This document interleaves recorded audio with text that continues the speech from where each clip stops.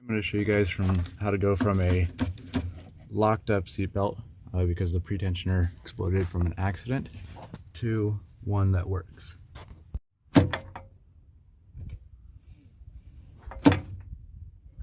The bottom of the seat has these little hooks that go into these little slots right here. You can see one right there. So that's going to go in there, and then it's got little pops, and they pushes down. These rear seats are really heavy, probably around 30 pounds, I want to say. So you can get somebody else to help you lift them out. That's been the back of these top pieces. There's these little hooks. These go into the upper deck, and then you kind of lay it underneath, and then there's some little attachments down there that bolt on. There's 4. It's pretty simple. They're all I think 12mm bolts. All right, so these little snaps here, these extend right on the back side. Basically there's this little hole. You just want to put a screwdriver in there or something, it'll release this catch, and you can pry that up and slide the seatbelt out. This side piece has a couple of clips. There's one here. These just kind of pop up, and then it slides underneath this bit, which you can just pop a little pop up there to get some extra room. So under this trim piece, here's where all the clips are. They just pop right out.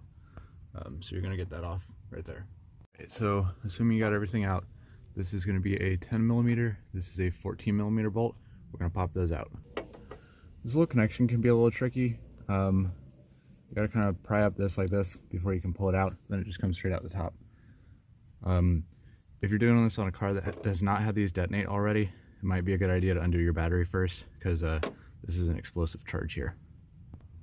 With those 2 bolts out, you're gonna be able to just grab this and lift it out.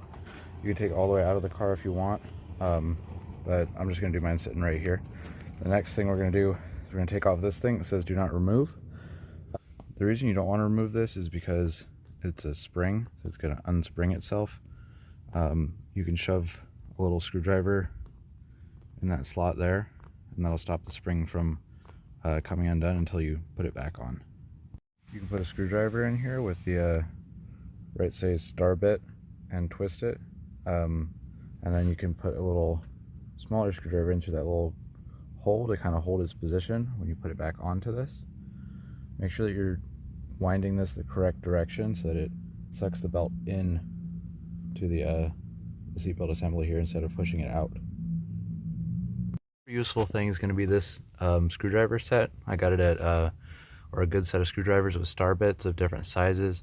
I got this one at Walmart. It was like $8 for this whole set. Also, using a drill is useful because you're gonna have to undo a lot of little tiny bolts. So how this pretensioner works is there's a small explosion, and it's basically gonna lock up these gears so this thing can't move either way. We're basically gonna be gutting this metal piece here to strip that out. I'll show you guys that. There are a couple of bolts, I think 3 of them. They go all the way through. You can see them on the back side to figure out which ones they are.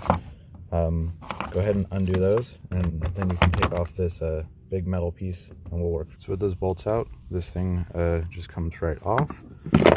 Now, if you play around with this, this should be released, so it should work. Again, this does have ball bearings in it, so it has to sit perfectly flat. If that belt doesn't come out perfectly straight, then it's going to lock up, but this should not be mechanically locked up in any way at this point.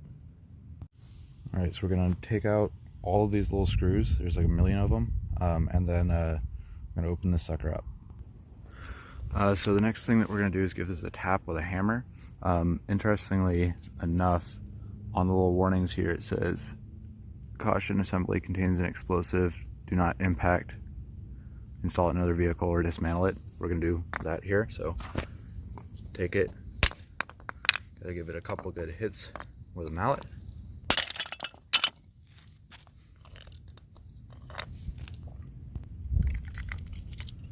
Alright, so this is what's inside. Basically we're going to be removing everything inside of here and just using this as a spacer.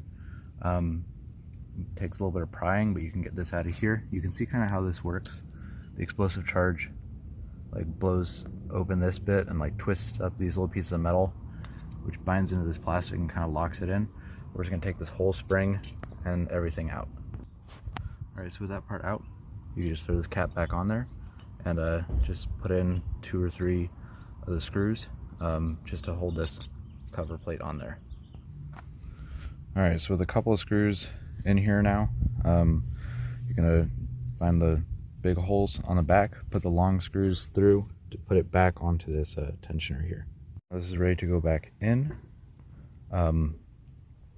Check and make sure it works before you install it. And now you've got working seatbelts again. They work just like they should, like old school seatbelts, without the pretensioners in there. You could also just replace the pretensioner while you're doing that instead of gutting it, but this will be easy, quick fix.